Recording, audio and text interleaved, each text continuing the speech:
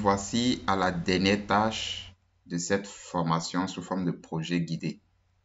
Ici, je vais vous montrer comment tracer des courbes linéaires, des courbes en line plots, comme on le dit en anglais, et des graphiques surfaciques.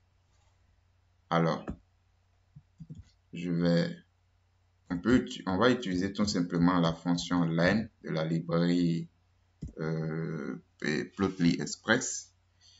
Je veux représenter la courbe montrant l'évolution de l'espérance de vie au cours du temps pour le Canada. Donc, je vais utiliser Data Canada que nous avions créé dans l'une des tâches précédentes. En abscisse, je vais tout simplement mettre hier, qui est la variable représentant votre temps, le temps, donc la variable temporelle. Et en ordonnée, la FSP. Et de manière optionnelle, moi, je veux voir des informations sur la population. D'accord? J'exécute. Et vous avez ce graphique-là.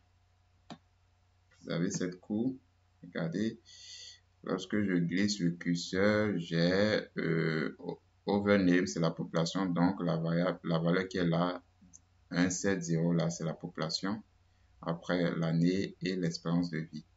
Et je peux zoomer sur une portion, par exemple. D'accord? Voilà. Pour revenir, vous cliquez sur AutoScan. Nous allons améliorer ce graphique-là, par exemple. Nous allons l'améliorer. Je vais vous montrer d'autres arguments que vous pouvez utiliser qui sont quand même très intéressants.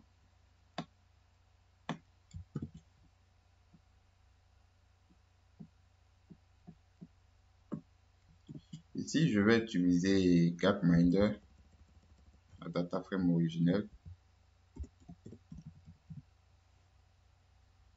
Et représente ici, je mets en abscisse l'année, en ordonnée l'espérance de vie, overname, cette fois-ci je vais mettre le pays, d'accord, qu'on se rende bien compte de quel pays il s'agit, parce que là j'ai pris la data frame originelle.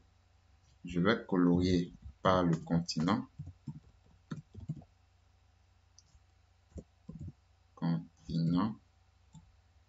et ensuite je vais mettre l'argument line group égale country et line shape sont des arguments optionnels.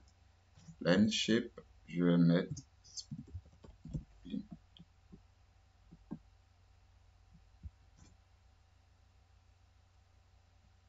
d'accord. Et enfin, je mettrai render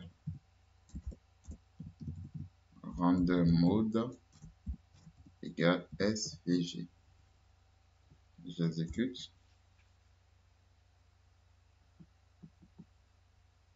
Donc, il faut toujours lire l'erreur. Color is not the name of column. J'ai peut-être mal écrit. Color. Ah oui, continent.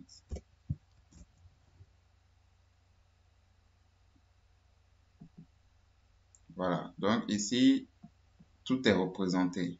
Tous les pays sont représentés. D'accord? Tous les pays sont représentés parce qu'on a pris la data frame originelle, ce qui naturellement ne permet pas une bonne visualisation. Ça peut être intéressant, ce genre de graphique peut être intéressant si vous avez uniquement, par exemple, la variable pays comptait peut-être 3 pays ou plus, d'accord, ou bien un pays par continent, donc un pays en Asie, un pays en Europe, un pays en Afrique. Ça aurait été 5 courbes et la visualisation sera meilleure. Mais elle n'est pas mal, elle est jolie comme courbe, on dirait une œuvre d'art. Maintenant, je vais vous montrer la fonction area. donc qui permet de créer un graphique surfacique. Donc, area, j'utilise toujours Gapminder. Je vais représenter cette fois-ci l'évolution de la population au cours du temps. Donc, hier, y, o. Attention, je vais colorier par le continent.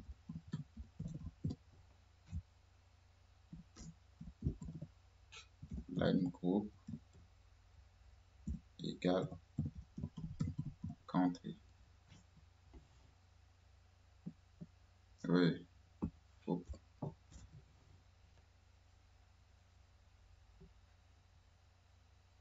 Donc, vous voyez, on a pour tous les pays quand même, on a une évolution croissante de la population, pratiquement.